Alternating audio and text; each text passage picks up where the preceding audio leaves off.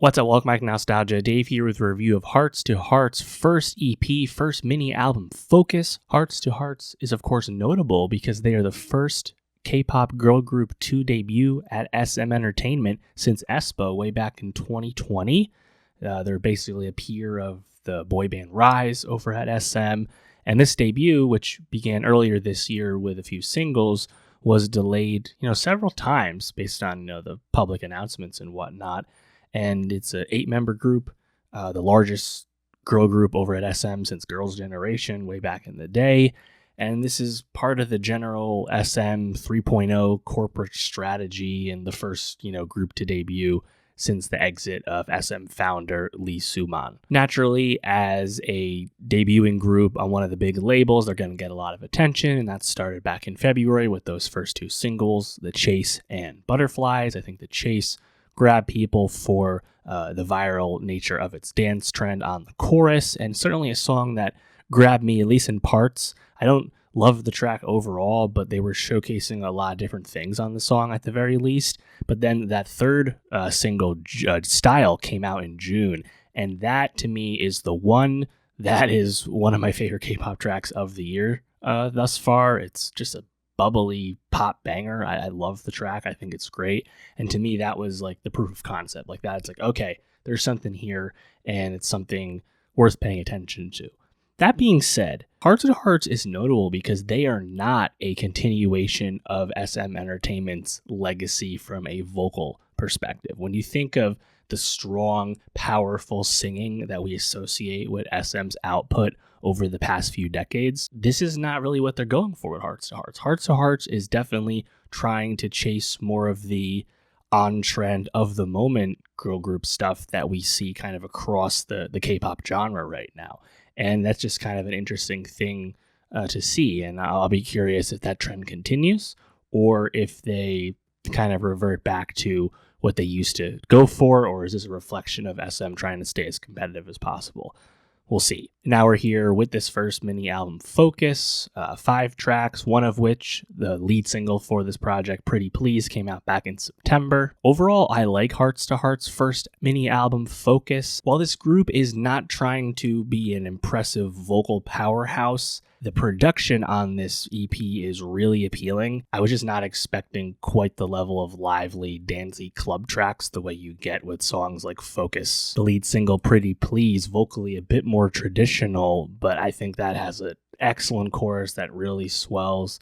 And I think that's a great example of using all the different voices in a really big group to really keep the song lively and fresh the entire time. I think this is a really high level of going for the production and beat forward style of K-pop group music that we've heard a lot lately. Like in terms of on-trend stuff, I think this is a really great execution of what that sound is like right now. Now, whether Hearts2Hearts is able to sustain this or if they go in a more vocal first direction, I'm not sure. But I like where they're at with this release and the Style single earlier this year. I think it's a really good foundation, and they're probably the best K-pop rookie group this year. I'm not really sure who their chief competitors are in that department at the moment, but it's a pretty promising start. As I said, that title track, Focus, definitely a club track. You hear that brief sample right away. It's lively, it's dancey. I love the keys. The drums are really strong. I think the hook is very good. The bass drum very pronounced there. Kind of gives like a Peggy Goo vibe, honestly. It's a club track for sure. Very beat forward. Vocally simple, but I think the vocals do just enough. Apple Pie, kind of a similar beat, but a little bit more glitzy. I think that kick drum's a little bit more pronounced, still propulsive. I like the vocals on the outro in particular. I think the second verse, those vocals also flow quite well over those drums. Pre-chorus, though, I think it's just okay here. Pretty Please, as I said, vocally a little bit more traditional, a little bit different than Focus and Apple Pie. I love those background chanty vocals when you hear them, here and there. And the chorus in general is really great. I love the way the song swells and gets bigger for the chorus. The second verse, you get a bit of those brief hip-hop flows. We heard those a little bit on The Chase earlier this year as well. I'll be curious to what degree, you hear that sound from this group. Thus far, it hasn't been too often. I think the pre-chorus here is quite strong. It's like a chant and leads you right into the chorus. That really works for me. And I love the kind of traditional but classic use of the outro here, where it's kind of bringing you through the song once more, but just a little bit bigger, a little bit flashier. Flutter, I think to me, this is the weakest track of the bunch, kind of more in line with Butterflies from earlier this year, which was not as popular as The Chase or Style. I think the horns are okay. You get some DJ scratching, which was notable, but it just nothing, super rises up out of that song. And then Blue Moon, a bit more somber compared to the songs that followed it. To me, though, the production, it's a little too messy. I think there's just too much going on. It just doesn't really come together. And the song just has a haziness that is not for me. It's hard to really get into.